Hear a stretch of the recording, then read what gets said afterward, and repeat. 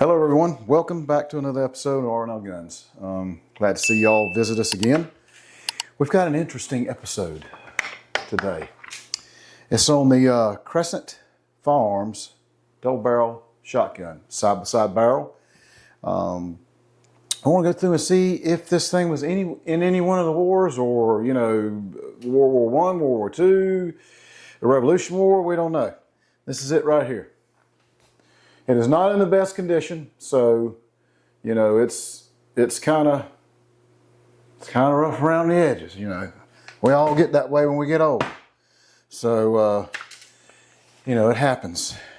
There's a lot of information that I want to give you on this episode. I hope you enjoy it. If you're a history buff like I am myself, you will enjoy this episode. So grab you a cold snack, kick back, put them feet up, and get ready.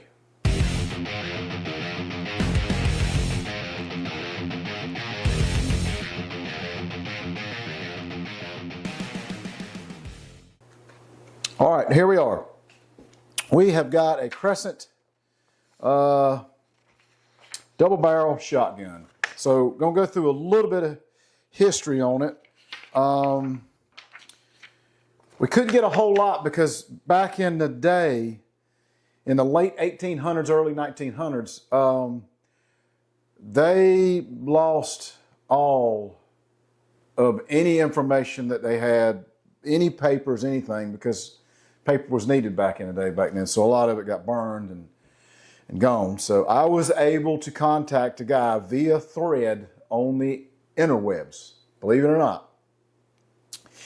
And I usually don't do that because these forums, people just, they don't keep up with them. It might be days, weeks, months before you get a response on it. Well, this guy hit me up like 2 days later, and he's got a database that he built, and he put a lot of information in there. So I was able to use one of his tools he had to look the serial number up on this thing, which I'm gonna get in that here in a little bit on the serial number. It was fantastic. You won't believe this. Blew my mind, blew his mind too. So I'm talking to him on the phone. He gave me his number and I call him. And I go over this thing and I tell him all about it. And he says, yeah. He says, I've got all the information you need on my database. And he gave me access to log into it and copy any of the information I want. Now, granted, there was thousands of pages, thousands on this particular firearm. So we narrowed it down to just a little bit, just to give you a good perspective on what this firearm is, when it was built, what it did, where it originated, all this mess. So that'll give you a little bit of information on it. And another company owned this thing. That's shocking. Very, very shocking. And that was in 1930, I think is when that was. Savage Arms bought out Crescent Firearms. And the thing about it was, you'll hear when we go into some of this history, this particular firearm in that day was sought after. People wanted it. They knew how reliable it was, and they wanted it. So when Savage bought it, they didn't change the name. They still stamped it as Crescent Firearm. Why? Well, smart guy once known that if it ain't broke, don't fix it.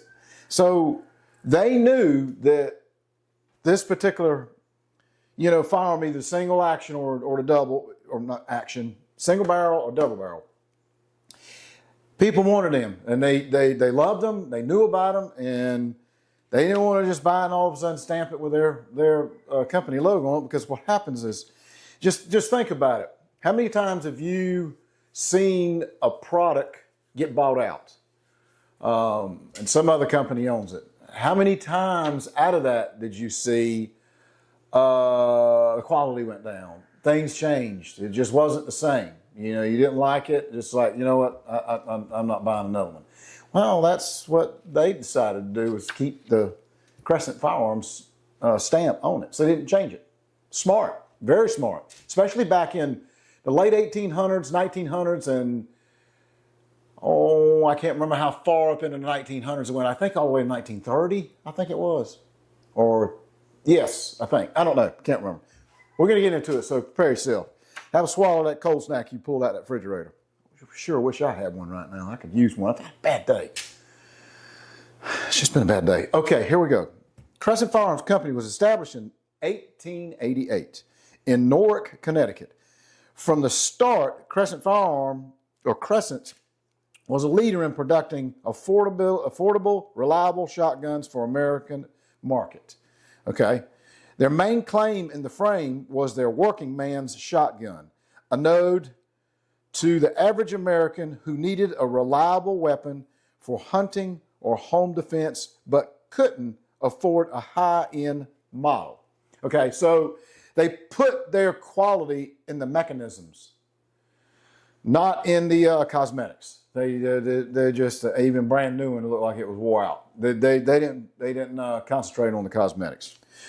Over the decades, their reputation for quality grew symmetrically their place in the American firearm industry. Crescent Firearms was the largest supplier of shotguns banded by other companies, or branded by other companies, which means Crescent they'd ask a hardware store, you want to sell these shotguns, do you want your name on them? All you have to do is pay us for what the die cost, and we'll stamp your information on that firearm. Now, a lot of them didn't do it, but some did. Unfortunately, this one didn't. It still has Crescent Firearms on it. So let me see if I can get you to where you could see it. I don't know if you can see where it says Crescent Firearms on there or not, but yeah, that's still on there, so it didn't ever change. All right. It is said that Crescent manufactured more than 2 million shotguns using over 450 different names. So that's the part I couldn't figure out. I don't understand the names. I'm guessing what they meant was not company names, but the names of the firearms, maybe? You guys help me out. I know y'all, there's whoever's watching this and is still hanging on, loves the history and probably knows a lot more than I do. Don't have a lot of knowledge for older firearms like this. Okay, by the early 20th century, Crescent shotguns had become a staple in many American households.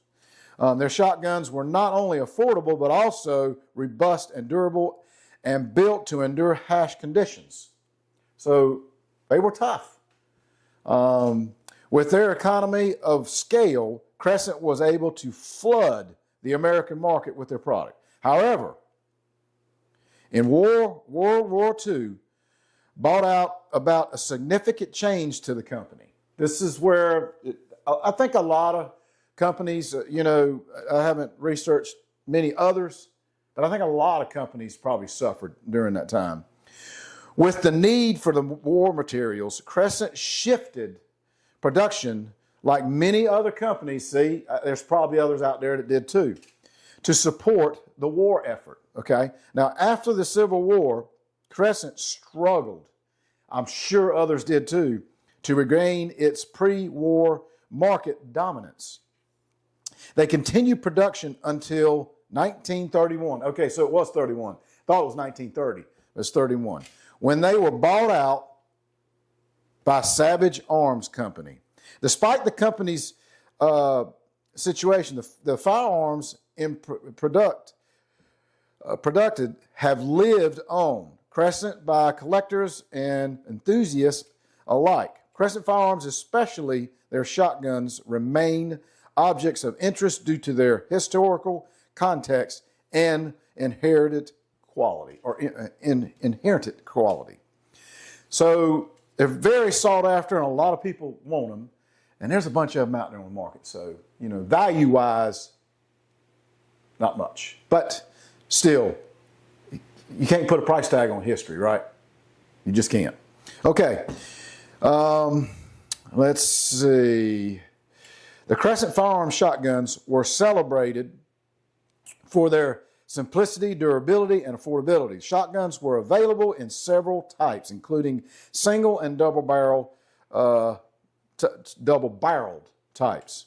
These firearms were not ornated, rather their beauty laid in their functionality. Like I said earlier, they didn't concentrate on the cosmetic look. You know, they didn't come with lipstick, guys, or eyeliner, or nothing. They just, you got what you got. But you can rest assured what you had, you can depend on it. The sturdy and dependable design of these shotguns made them a preferred choice among many users. So that's what I said earlier when Savage Arms bought them out, they didn't change the stamp. They just left it Crescent Firearms. One characteristic aspect of the Crescent shotguns was their quality despite their affordability. The company used solid materials in their production process, and the shotguns often featured a simple yet effective lock mechanism. I think that's on the ones that later on that become hammerless, I think. I'm not sure. This ensured that the shotguns were reliable and durable, compatible with withstanding extensive use in various conditions. So, and you can tell this, this thing, we're gonna look at a couple things I want to show you on it, but there's a lot of scarring on the wood itself. You can tell in here, how bad it is. The only problem you run into is reproductions. We'll get into that here in just a little bit. Just hang on. If you got to go get you another cold snack, go grab another one. But that's one of the problems a lot of collectors run into when they think they've got an original one, and then they go look at it a little bit more and wrong, they don't have an original. So another prominent feature of the Crescent shotguns was their ease of maintenance. All right, with that said, the ease of maintenance, the company designed this firearm to be easily field stripped for cleaning and maintenance. I guess while they're in the field and, whatever, war or whatever. The low maintenance requirement combined with their affordability and reliability made the Crescent shotgun a favorite among the working class and rural communities.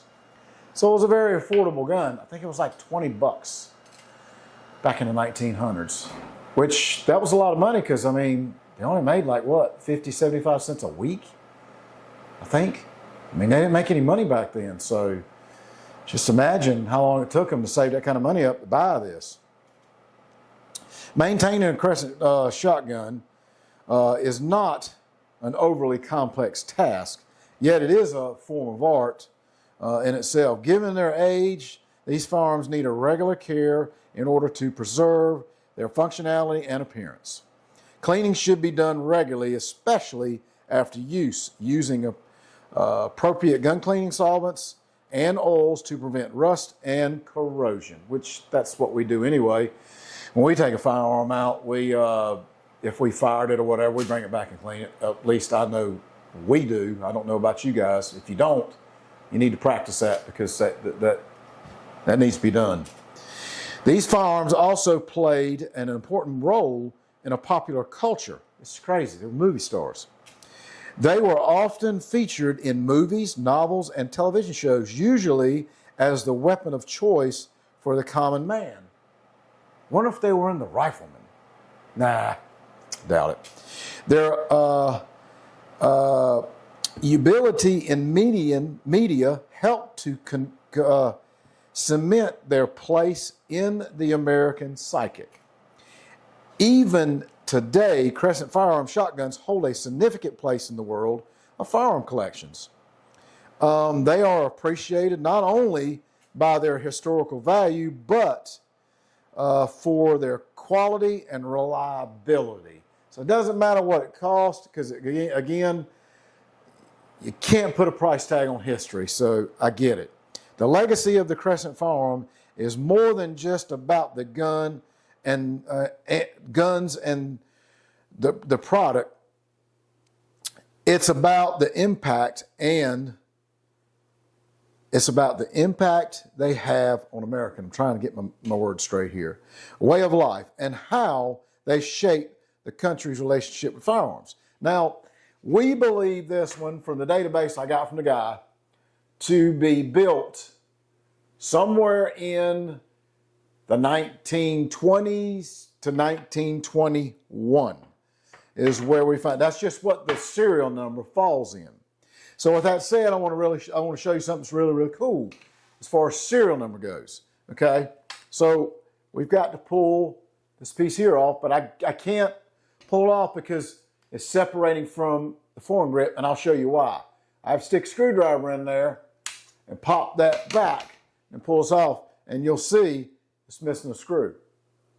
So as prying it, it's going to, break out that last screw, and I don't want to do that. So let's take the barrel, shut it down. All right, okay, set it down here.